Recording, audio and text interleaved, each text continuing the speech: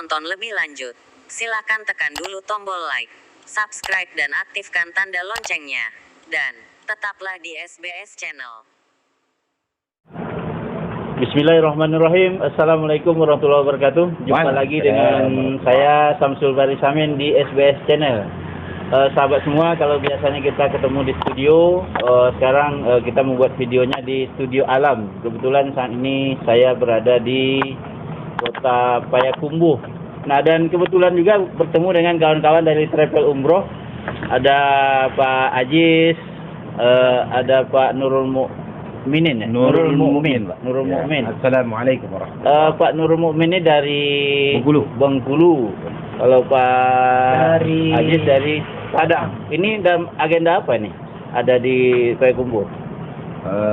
Alhamdulillah, insyaallah kita akan membuat program-program. Program Kita selama ini kan di bidang biro jasa. Jadi kita bergerak di biro jasa umroh. Dalam hal ini ada program-program dari manajemen dari pusat. Oh, jadi kumpul di Payakumbuh. Kumpul di Ada pembicaraan khusus saya. Tapi itu masih belum boleh dibocorkan. Belum, karena kita belum mulai. Tapi ada yang menarik bagi saya nih, Pak Nurul Mukmin dengan Pak Ajis. Ini ada botol kecil. Ini biasanya kayak madu. Ini madu ya? Madu. Madu apa? Nah, ini madu sialang, Pak, dari Jambi. Langsung dari hutan lindung Jambi, perbatasan Jambi dan Sikayu. Nah, madu sialang ini langsung ngambil dari hutan yang gedang itu. Yang besar, diambil oleh peternak madu. Insyaallah asli. Oke lah, kita tinggalkan madu karena madu banyak khasiatnya, karena disebut dalam Al-Quran kan disebutkan soal madu. Jadi tidak usah kita ragukan khasiat madu. Yang penting madu yang dibeli itu adalah madu yang betul-betul asli, madu hutan, ya kan, madu lebah. Karena sekarang banyak madu yang tak asli. Nah, ini kita serius cerita madu ya. Karena madu itu kan banyak tak asli. Kenapa bisa? Katanya bisa dibuat dari nenas tuh. Nenas, kemudian dikasih gula, jadi madu. Asli. Bentuknya kuning juga? Kayak ini. Masya Allah. Makanya orang beli madu itu dia nengok bukan madunya, dia nengok siapa penjualnya. Siapa penjualnya? Yang berjenggot, itu lebih yakin. Ini siapa yang jual? Tidak jaminan juga. Kan? Ini siapa Kalau yang jual? ini sebenarnya bawaan dari Bengkulu, Pak. Oh, dari Bengkulu. Untuk stamina saya kan, biar imun kuat. Nah, sekarang kita tinggalkan madu karena saya ketemu dengan kawan dari Travel Umroh. Ini kan umroh udah 2 tahun nih. Ya kan? Udah 2 tahun tak ada umroh. Ini kawan-kawan ngapain aja nih selama 2 tahun? Untuk saya memang saat ini beralih profesi. Kita jadi buka biro jasa dan menggali madu, salah satunya kurma. Nah, apa yang bisa kita jual, Pak? Jangan aja orang ini kita jual, Pak. Kalau Pak Ajis apa? Ya, sini sama Bang Mumin, apa aja bisa dijual. Iya, kalau temen nunggu kita dijual. Jangan sampai sana. Kalau Pak Ajis apa lagi? Kita kalau untuk sejak umroh ini nggak ada. Kalau untuk promote tetap bilang tetap ngajak orang umroh tetap, ya kan. Karena itu bagian dari dakwah kita kan. Kemudian ya kalau ada peluang, peluang itu kita tangkap cepat gitu kan. Kita jualan tanah kapling, Tapi jualan kurma juga. Cerita ke umroh tadi, ini kan kawan-kawan pastilah sudah pernah ke Tanah Suci kan, membawa jamaah kan, karena ngurus travel. Itu pengalaman membawa jamaah apa itu? Alhamdulillah. Kan banyak kawan-kawan kita yang belum pernah pergi ke Tanah Suci kan. Masya Allah, tidak bisa kita bayangkan dengan uang. Apalagi kayak kami sebagai pelayan. Dan alhamdulillah diberi gratis oleh perusahaan, oleh AIT Travel, PT Wisata Negeri. Dan alhamdulillah baru 6 kali, Pak. Menginjak kali ya? Baru 6 kali. Kenapa ngomong baru? Karena keinginan kuat. Luar biasa. Bisa sujud di tanah haram. Di depan Masjidil Haram, di depan Ka'bah, di depan Multazam yang luar biasa, dijabah oleh Allah Subhanahu wa taala. Sampai menangis. Apalagi yang pertama waktu itu. Pertama datang meneteskan air mata, melihat dosa-dosa yang dulu gitu. Mengingat. Masya Allah. Berarti Bapak pendosa gitu ya. Ya, gitulah kira-kira. Kalau Pak Ajis sudah berapa kali, Pak Ajis? Kalau kita sejauh ini alhamdulillah sudah diberangkatkan oleh AIT Travel Indonesia, itu alhamdulillah sudah 3 kali. 3 kali ya. Pengalaman paling berharga, paling terasa. Pada dasarnya Suka dukanya lah kan. pada dasarnya semuanya itu berharga. Pada dasarnya semua keberangkatan kita itu spesial. Ya. Tapi ada beberapa keberangkatan yang memang membekas dalam ingatan Nah, kita. salah ya kan? satunya Ketika kita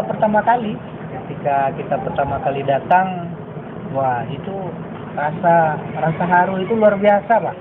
Luar biasa. rasa mimpi ya, tak pernah Iya. sampai bisa sampai Nggak pernah situ. kita membayangkan wah bakalan dapat datang berkunjung ke rumah Allah ya kan, di Ka'bah Baitullah, dan kemudian tiba-tiba ada di depan kita gitu. Iya, iya.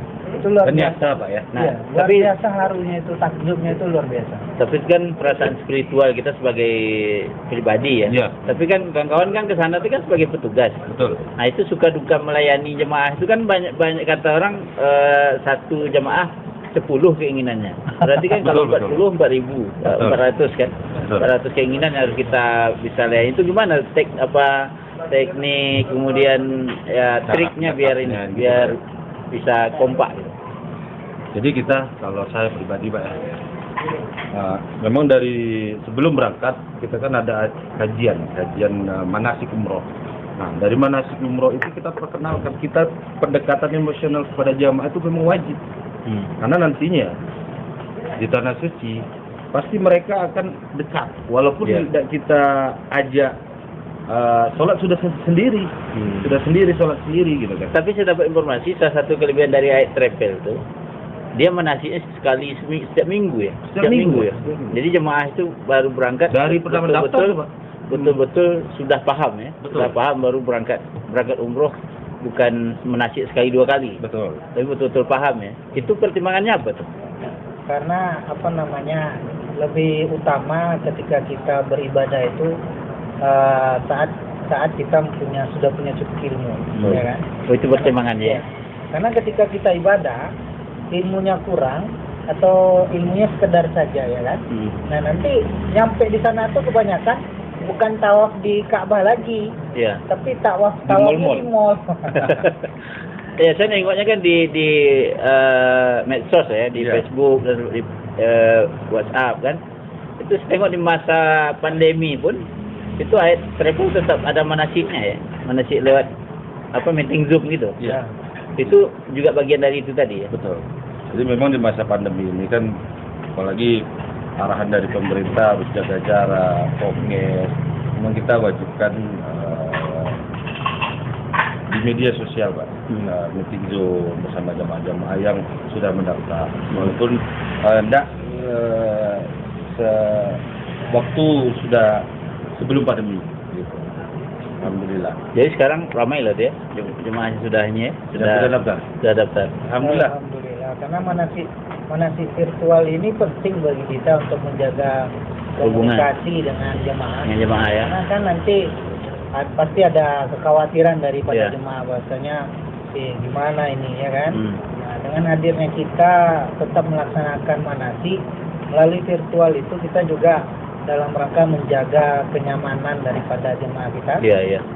Baik dari sisi ibadahnya, dari sisi keilmuannya, maupun dari sisi kepercayaan terhadap Iya, iya. kita. Karena itu yang penting, kayak sepertinya Betul. di Ya, hari ini kan sudah hampir 2 tahun kan mereka tidak bisa berangkat kan. Ya. Nah, dan insya Allah kabarnya kan September ini umroh dibuka. Insya Allah. Nah, ini mumpung kita kumpul ketemu kan. Nah, ini mungkin Allah pertemukan kan. Mungkin bisa diapakan ke jamaah kita imbauan-imbauan atau harapan-harapan sebagai komunikasi kawan-kawan dengan jamaah kita yang sudah mendaftar gitu. Jadi bagi seluruh jamaah, khususnya saya dari Bengkulu Pak, Yang perlu ya. dari Bengkulu, provinsi Bengkulu dan sekitarnya, dan khususnya seluruh Indonesia, mari kita bersama berdoa, mudah-mudahan kedutaan Arab Saudi dan pemerintah Indonesia mendukung ibadah ke tanah suci, dan kita sama-sama mendoakan semoga di bulan September bisa dibuka kembali, khususnya bagi Indonesia. Ya. Dan insya Allah Ayat Travel, kalau Indonesia sudah membuka, insya Allah dalam dari bukaan umroh, insya Allah sebulan itu kita akan berangkatkan. Ya. Jadi ada satu lagi misalnya yang kekhawatiran masyarakat ini kan, terutama jemaah. Mungkin kita pun kalau pakai jadi jemaah, kan khawatir juga itu misalkan. Apakah uang kami misalnya itu masih aman di travel? Insya Allah Pak. Insya Allah tergantung. Jadi artinya jemaah tak usah khawatir Ya. bahwa walaupun umroh tidak ada, Ya. dana mereka tetap aman di Insya Allah. di perusahaan.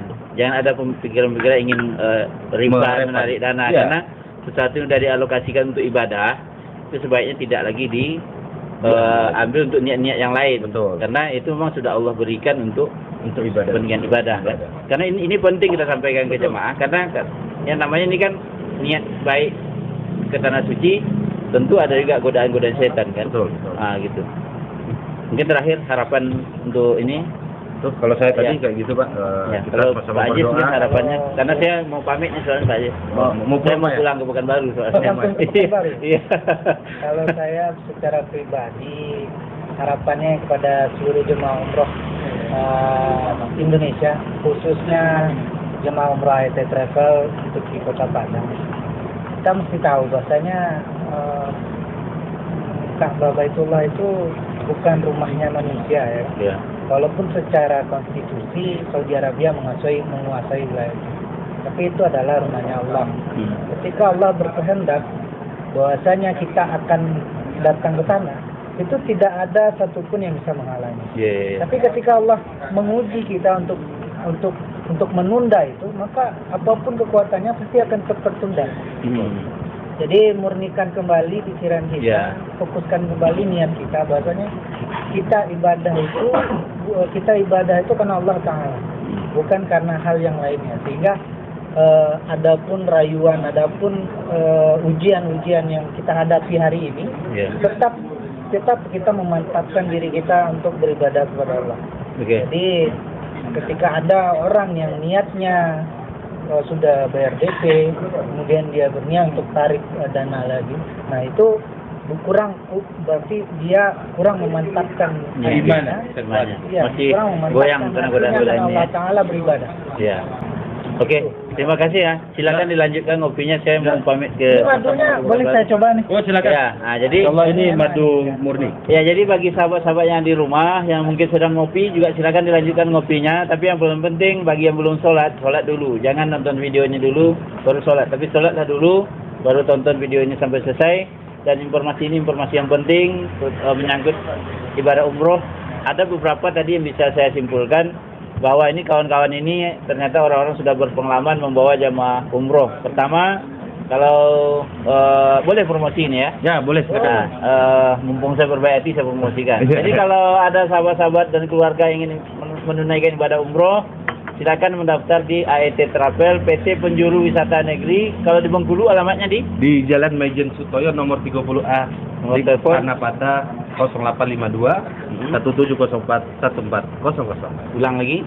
0852 1704 1400. Kalau di Padang Pak Jis? Jalan Bypass kilometer 13 Sungai Sapi Air Pacang Padang. Ya.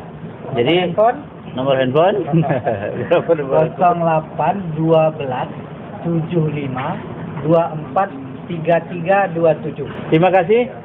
Sampai jumpa di video berikutnya. Jangan lupa bagi yang belum subscribe channel ini, silahkan tekan tombol subscribe warna merah yang ada di bawah video ini. Terima kasih.